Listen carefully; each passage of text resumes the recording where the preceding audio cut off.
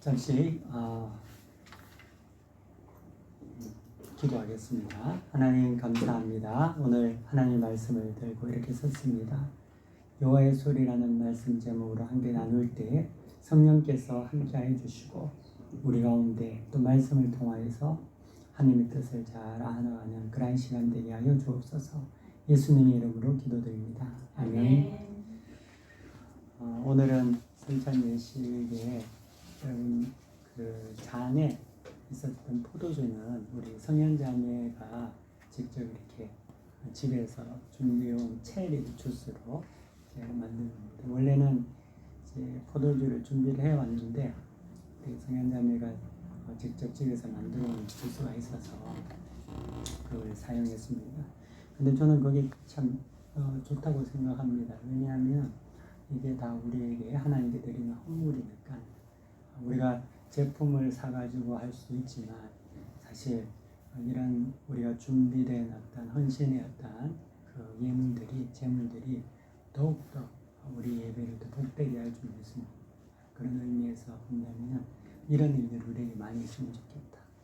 빵도 누가 좀 구워서 빵도 같이 이렇게 사고 여러분 은혜가 있기를 원하고 또 그런 어떤 여러분들의 헌신과 또 희생 그런 어떤 모습들이 어떠한 예물보다 더 귀하다 생각하는 그런 어떤 좋은 어떤 모습들이 우리 교회에 계속 있기를 원합니다. 오늘 본문 시편 29편 1절에서 11절까지 말씀으로 하나님의 말씀을 여러분들과 함께 나누기를 원합니다. 태교는 엄마 뱃속에서부터 시작됩니다. 엄마 뱃속에 있을 때부터 좋은 것들을 아기는 덜해야지만이 정서적으로 건강하고 바르게 자라겠지요. 아기는 임신 후반부가 되면 들을 수가 있다고 합니다. 뱃속에 있지만 밖에서 일어나는 소리와 말을 듣고 자극을 받으며 자라납니다. 좋은 것을 들으면 건강하고 나쁜 것을 들으면 아픕니다. 한 프로그램에서 물을 갖고 실험을 했습니다. 한쪽 컵에는 물을 담아 좋은 말을 하고 다른 한 컵에는 나쁜 말을 합니다.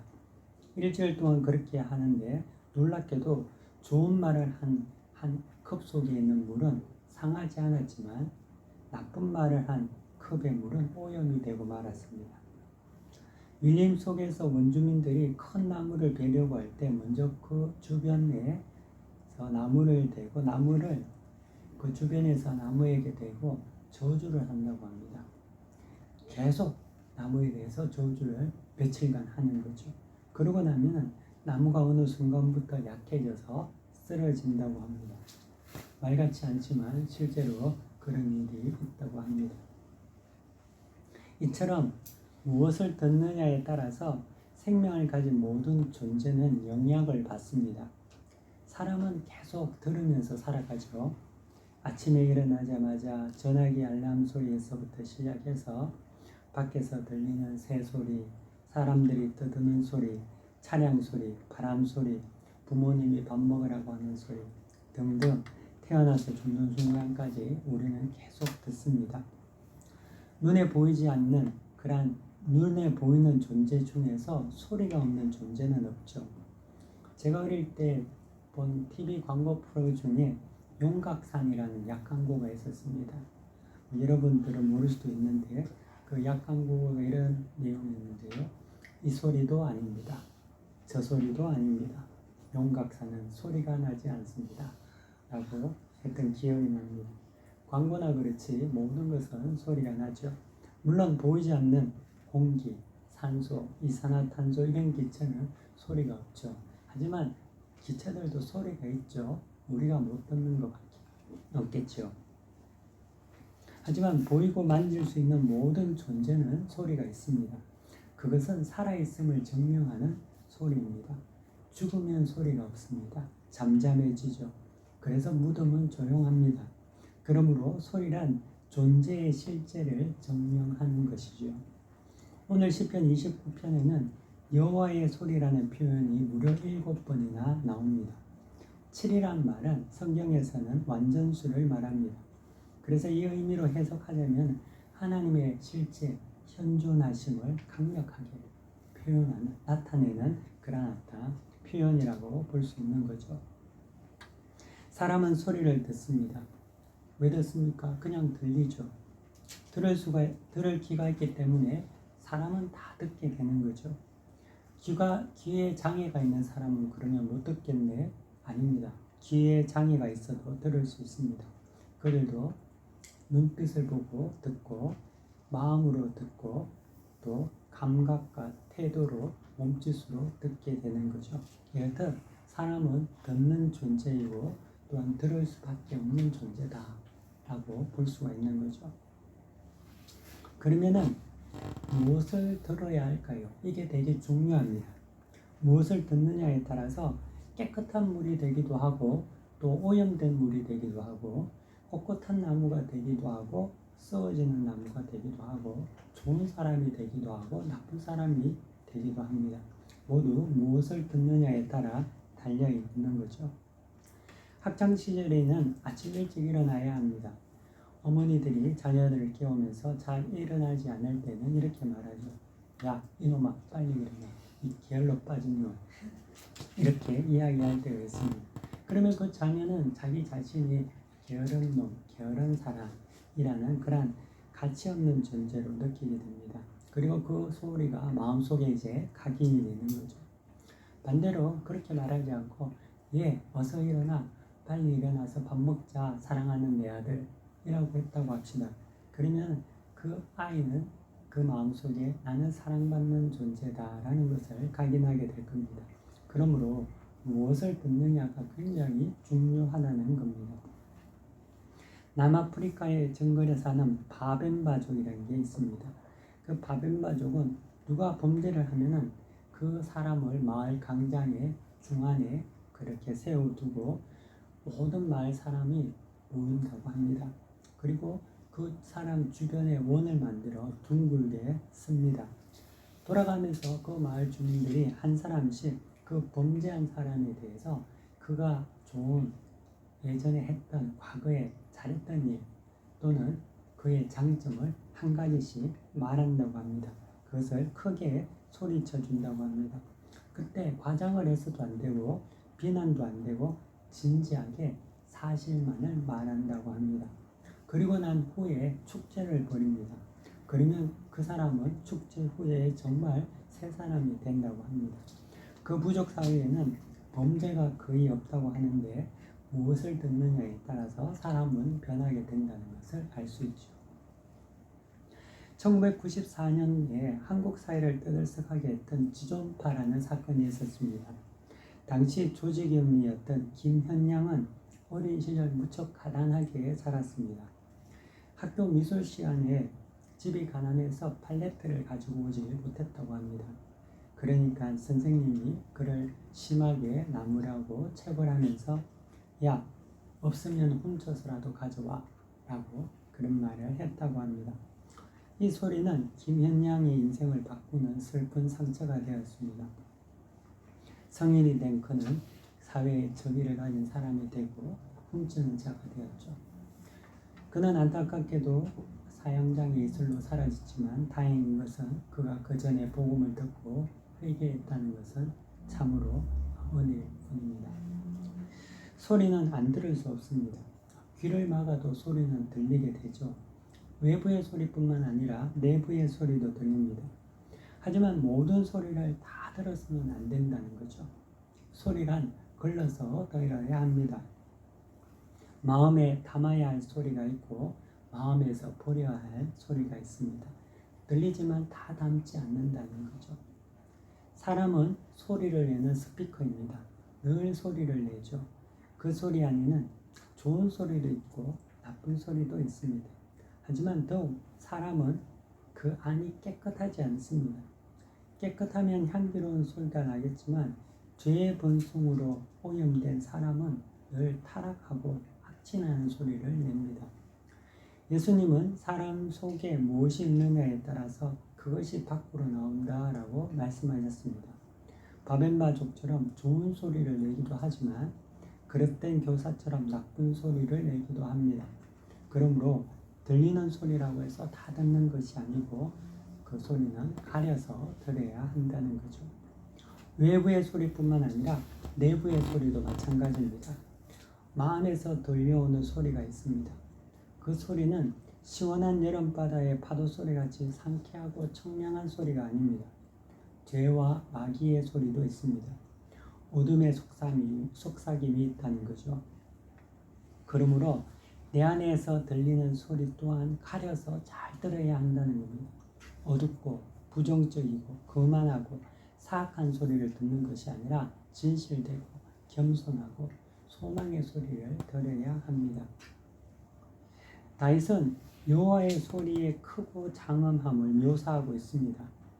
그 소리는 우레소리와 같은 소리다라고 다윗은 말하고 있죠. 그 소리는 힘이 있고 위험차고 백향목을 꺾고 화염을 가르는 소리입니다. 그 소리에 나무들이 송아지처럼 춤을 추며 뛰게 합니다. 그 소리에 광야가 진동하고 그 소리에 놀라서 암사슴이 낙태하고 산림이 맑게 벌거숭이가 됩니다. 다윗은 마치 여호와의 소리를 하늘에서 폭풍우가 오기 전에 치는 레우와 같이 천둥 소리같이 그렇게 생생하게 시편 29편에서 묘사하고 있습니다. 시편 29편의 여호와의 소리에 대한 묘사는 마치 요한계시록에 나타나는 천상의 모습을 보는 듯합니다.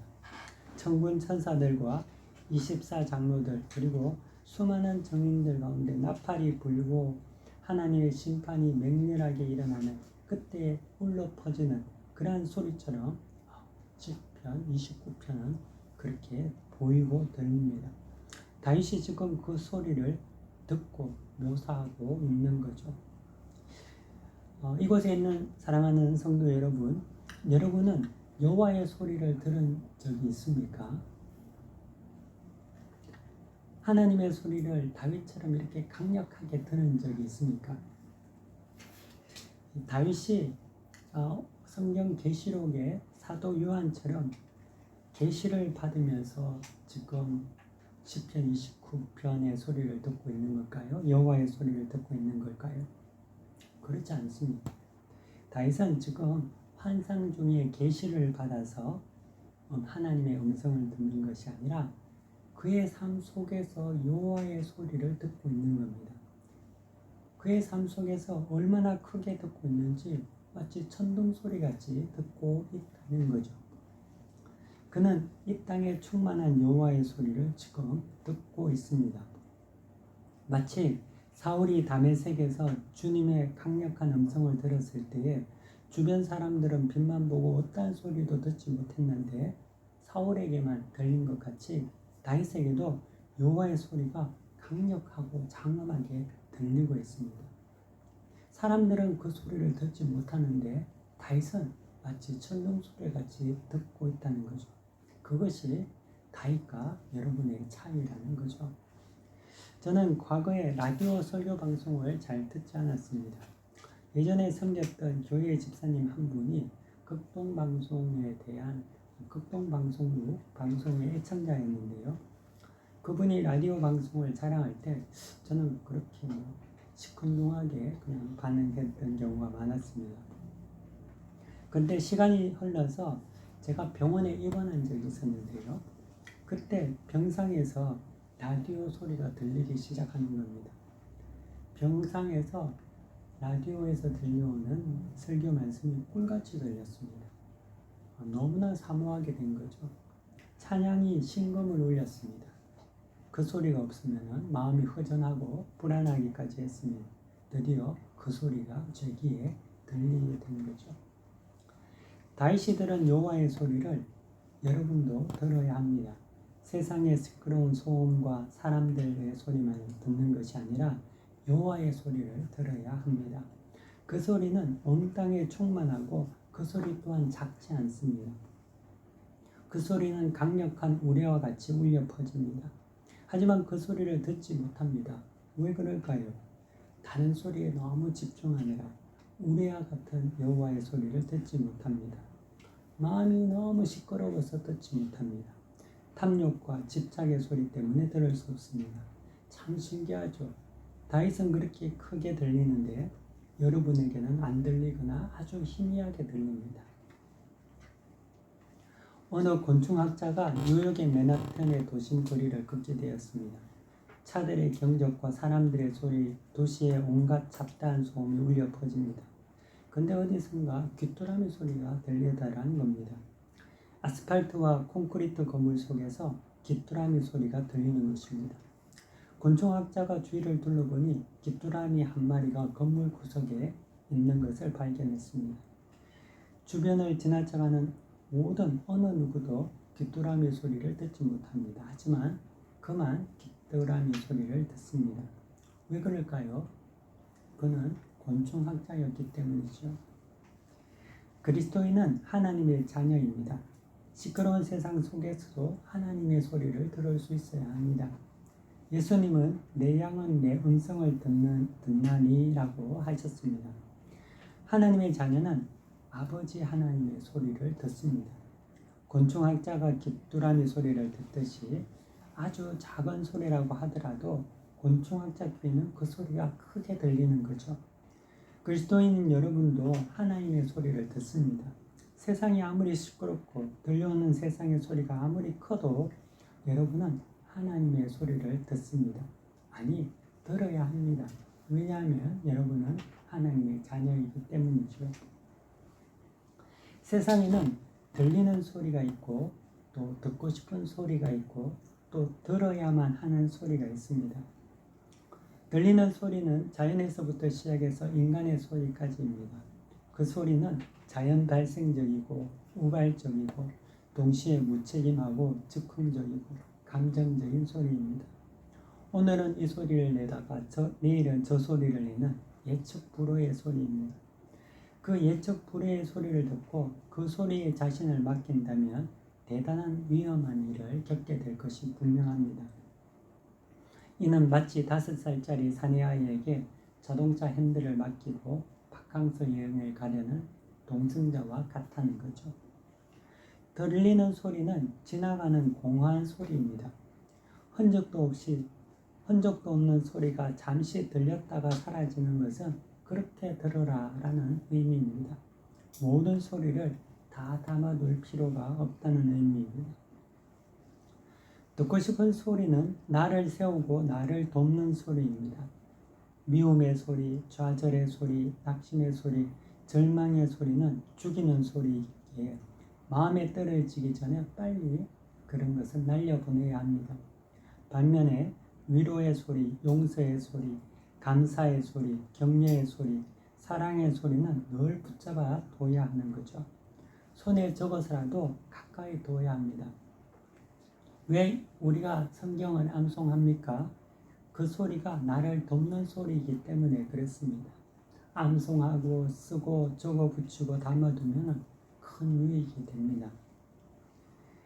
아브라함 링컨이 암살당했을 때 그의 주머니에서 몇 가지 유품이 발견되었다고 합니다.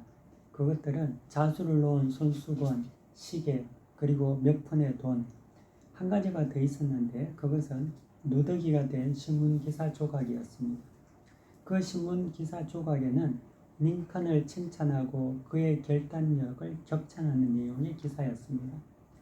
링컨은 그 기사를 주머니에 넣고 다니면서 낙심되거나 우울할 때마다 그것을 꺼내서 읽었다고 합니다. 그 소리는 자신이 듣고 싶었던 소리였던 것이죠. 듣고 싶은 소리가 있다면 여러분들 기록하십시오. 그리고 가까운 곳에 두십시오. 늘 들을 수 있도록 해야 합니다.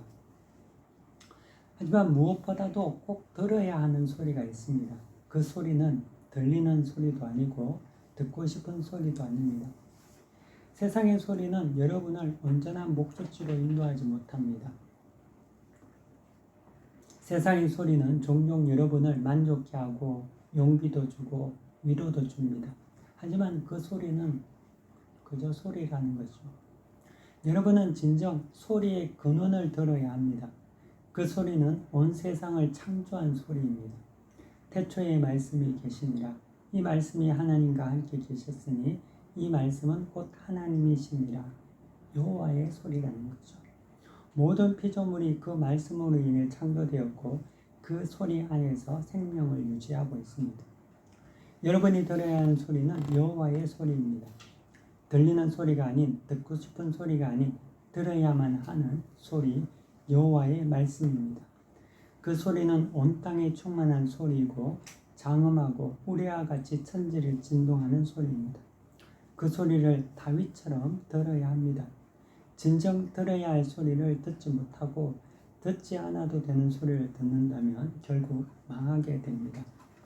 여호와의 소리를 듣고 따라가야 하는데 사단의 소리, 유혹의 소리, 유흥의 소리, 거짓의 소리를 듣고 따라간다면 그 마지막은 자명하다는 거죠. 죽음에 이르게 되는 거죠. 다윗은 어떤 사람입니까? 시편 29편은 아무런 부재 없이 단지 다윗의 시라고 적혀 있습니다. 다윗은 수많은 모함과 비방에 시달린 한 인간 존재였습니다. 그는 충성스럽게 사울의 부하 장군이 되었지만 사울은 그를 죽이기 위해서 모함하고 모략하고 음해하고 험담하고 날조하고 왜곡했습니다. 아니, 사울만 그런 것이 아니었습니다. 자신의 아버지 이새도 또 자기가 낳은 아들 압살롬도 다윗을 음해하고 거짓 증거했습니다. 다윗 주변에는 절망의 소리, 낙심의 소리, 죽음의 소리가 평생 들려왔습니다. 하지만 다윗은 그 소리를 듣지 않았다는 데 있습니다. 그 소리는 그에게 모기 소리같이 작았습니다. 그 대신 그는 여호와의 소리에 집중했습니다. 그 소리를 들었습니다. 그때부터 그에게 여호와의 소리가 얼마나 큰지 천지를 진동할 정도로 온 세상을 뒤엎을 정도로 크게 들렸습니다. 여호와의 소리를 듣는 그는 그 두려움과 무서운 세상 소리 한가운데서도 강력하고 평안함을 누릴 수 있게 된 것이죠. 그래서 다윗은 시편 29편 마지막에 이렇게 고백적으로 선언하고 있습니다.